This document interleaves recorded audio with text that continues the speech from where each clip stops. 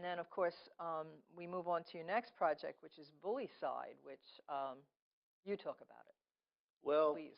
That emanates, they say that art replicates life. So ultimately, as a personal injury lawyer, I was approached by an old college friend and a business associate, a chiropractor associate, and who was telling me they were having severe bullying problems with their young children. And as from the lawyer's point of view, I went to research how I could help them. And ultimately, I came back with two solutions, and that was either move or homeschool, which were very, very difficult for me to give those two suggestions to a friend or client because I thought they were terribly adverse potential answers. Right, or someone with limited means. Absolutely right. You just can't get up and move. That's exactly right. So at this point, I had already had a number of years under my belt in multimedia production and creation, and I felt I could. And then I was listening to television, and there was a television segment about bullying, and it just really annoyed me. And I said, I have a message. I want to tell it, and I'm going to tell it, and this is going to be a socially responsible philanthropic project of mine, regardless of any commercialism. And I'm going to, although I do try to find ways to make philanthropic and socially responsible projects profitable, I felt I had to tell my message about Bullycide and what I think the media is doing to sensationalize it, what I think they're contributing to affecting it in a negative way. So I was in a networking group. I was invited to come to a networking group, and I was fortunate enough to meet Jordan Silva of A.G. Media Solutions, who liked my idea, and he decided to co-produce it with me. And we've been shooting it for the last 8 months, and we have an 8-minute, 9-minute trailer on my website that we're now utilizing to find. We're looking for 2 foundations right now to come forward, or we're seeking 2 foundations to partner with, to utilize them as 2 entities that we can contribute funds to when it's distributed and if it's profitable. We'd like to donate proceeds to those 2 foundations. And at the same time, we're going to go and continue to shoot our film. And hopefully it will have some impact. The showing of the film, do you ever interface with schools? We're interfacing with schools now in developing and researching the filming because there's many wonderful programs being, and many people in schools and many children in schools showing leadership, tremendous leadership capabilities and promise and making impact on the subject of either stagnating or helping resolve the issues of bullying. I have my own personal views on whether bullying can ever be solved, but ultimately there's a lot of people with a lot of good programs. We're doing horse ability programs. We're shooting in Port Jefferson, potentially in Port Jefferson Theater. They're doing a play on bullying. And we're trying to get some good visual filming while also highlighting what's being done well in bullying. But we're also focusing on what's not doing well in bullying, like this whole business of bullying that has been created. Your contacts with people with computers, with websites and whatnot, has anybody come up with any kind of ideas about what to do about cyberbullying? Because that seems to be really terrible. It seems to be the new technologies are being used by people who don't have the best of intentions, and we have suicides occurring because of it. Well, as public awareness increases, which is part of the effort that we try to utilize by getting the message out, as public awareness increases, you would hope that bullying and episodes of suicide would go down. Unfortunately, we're seeing that it's not the case. So obviously, public awareness is not enough or not the only message. We promote self-help empowerment. We believe that children of any ilk should be educated to empower themselves. And that's the biggest thwarting, potentially, of individualized bullying. Yeah, well, I agree with that. Everything happens on a small level first before you can impose laws. Okay, so these are your projects, and what I'd like to, you want to talk about, go ahead, talk about your Schmuck's guide. Well, once again, you utilize your own experience in life to create some aspects. I have my tongue in cheek all the time, and I'm very cynical. And this is not a reflection on any relationship I've had with any human being on this earth. No. But ultimately, I was partners with my father in my day job in the law, and my son is in law school now and venturing to be partners with his dad. And I ultimately came up, you've heard about the Dummies Guide and the Idiots books.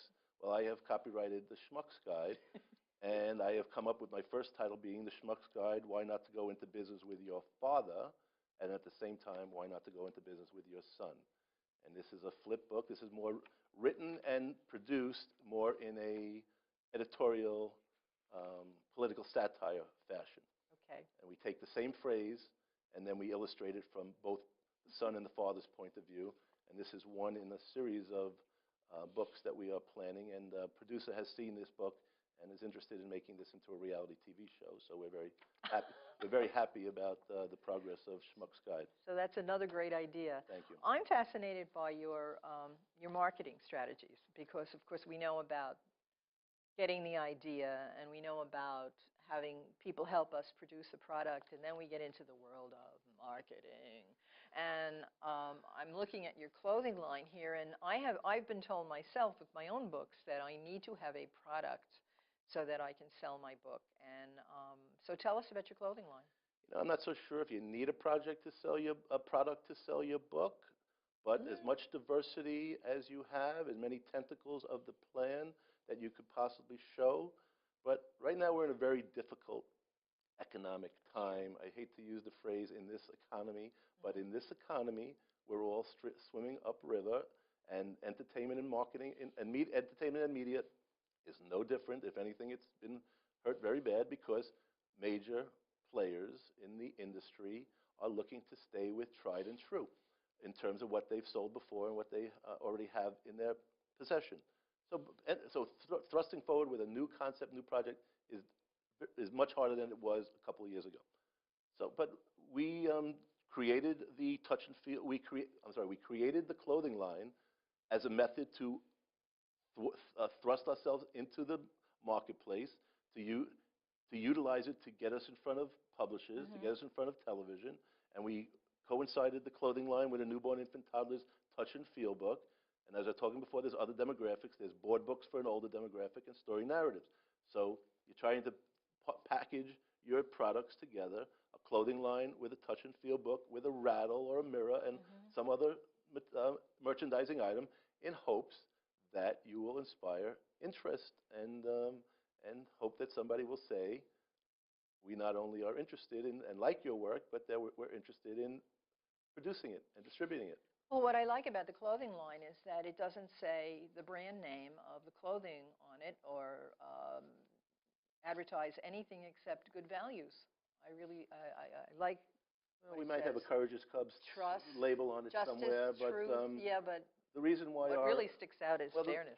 And thank you. And one of the reasons why we're getting some attention of our product in the clothing line is we have what we think is very nice, lush, beautiful art with very strong contextual messages. So we'll call that contextual art, and we are very strong. We feel we're very strong on contextual art in all our products. Yeah, well, I am very impressed by it too because because I'm trying to promote my own book, go into the bookstores, and when you go into the children's section of bookstores, there are all kinds of products that go with the books, and this, of course, it's eye-catching. It's a good marketing technique because you're seeing, all right, there's the book, but then they can also have a stuffed toy. You could have a K.O.U.R.A.G.E hero as a stuffed toy. And what they've educated us on, and what I've been educated on, is the more opportunities you give a retailer for selling your product, the more opportunities you have to get it in the door.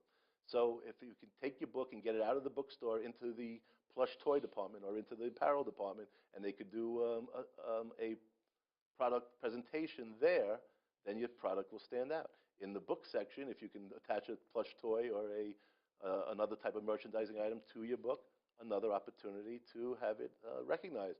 It all comes down to the public, children, especially for animation stories, hearing your voice, liking your characters, being attracted to your voice of your characters, and if you can get them attracted to your characters, then you open up the gateway to ultimately implement and enact your educational agenda, and hopefully that you'll have some impact. I was going to ask you who your target audience is, but it's obvious who your target audience is. But what I like is you have 3 target audiences, actually 4. And if one of them catches on, perhaps the others will jump on the coattails. And I happen to have created multimedia projects, but I'm agreeing with you 100% that if one of our projects gets into production. We will get recognized for our other skills and talents, and they'll be looked at. And it all comes down to our famous word. Oh. What's the famous word? Anointing. Anointed, That's yes. the process under which we're operating now.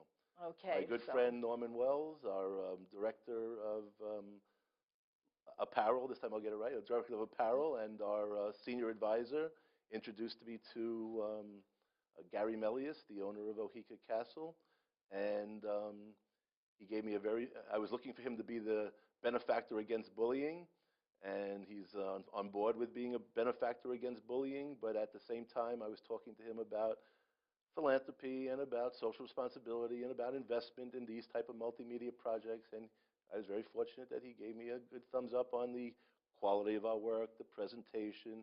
He said that we are in the right ballpark, but he said there's a lot of talented people such as you. Mm-hmm. And there are a lot of people, so you have talent, you have to get yourself into the right position of mm-hmm. meeting the right people, and that's networking and synchronicity. And we think we're in the right position of meeting the right people and being in the right place at the right time. So he says we have 2 of the 3 elements successfully completed. Yes. And then he says, I just wanted to say to the viewers what we mean by anointing or being anointed is that, you know, every project is, you get the idea and you have to either write the book or write the script or produce the product, and then you have to find somebody in the graphic arts world to make the product, and then you have to think in terms of either publishing or marketing the product. But no matter how you do all of this, you eventually have to find someone who will anoint you and make you the star.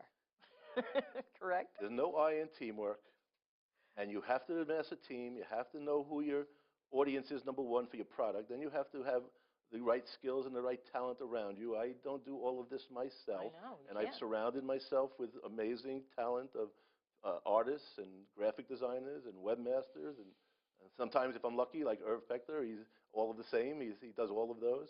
And then you have to get introduced and hope that you have friends or relatives or business associates willing to introduce you to the people who can get you the correct meetings. And then, as I said, Gary Melius, that's my mantra now, because ever since he told me that about a year ago, it's not the fact that you have talent, it's not the fact that you meet the right people. You have to have that right person be in the position of willingness to say, I want to do this for my 2 Cents Multimedia and Klebanoff and Pector and Silver and my rest of my team, and I want to do it for them because they deserve to be anointed. Okay, so what would be your dream? What would be what would be the best thing that could happen to you right now? Which company? Which venue? Well, K.O.U.R.A.G.E. I live with the longest. It's been in the works for 20 years, on and off the drawing board. Other things have come up and have been pushed aside. It recently got new life about a couple of years ago with the development of the clothing line. And with the development of the clothing line, we hired a clothing consultant and a person with national retail contact. And we started to beat the pavement. And we were told that we have a great product with a great concept, and it has a lot of potential. So we diverted our resources into K.O.U.R.A.G.E. What would be great for me? That someone tells me they want to either put K.O.U.R.A.G.E. on television, or they want to create or publish one of my first books, and then I think it will be a tsuami. Then it'll just, yeah. Well, then I think things will happen. But people tell me that Gnatscar runs 6 months in the making, might be the first thing that gets made. That's how enamored they are with that concept and that product. We're almost out of time, so with all the discussion we've had here, what is it? Talent or luck? I don't believe in luck. Synchronicity and serendipity comes into play, and as my good friend in Chicago, Mitchell Weiss, a chiropractor in Chicago, tells me, he had a very serious, unfortunate event that caused him to say there's no such thing as luck. It's where optimism meets, brilliance meets opportunity. It's good fortune, not good luck. Really wonderful speaking to you. It's so nice to see you. Thank you for coming on the show. I only wish you the best and well. Thank you for having me. Yes, you too. And I plan to see this somewhere. Thank you. From your mouth to God's ears.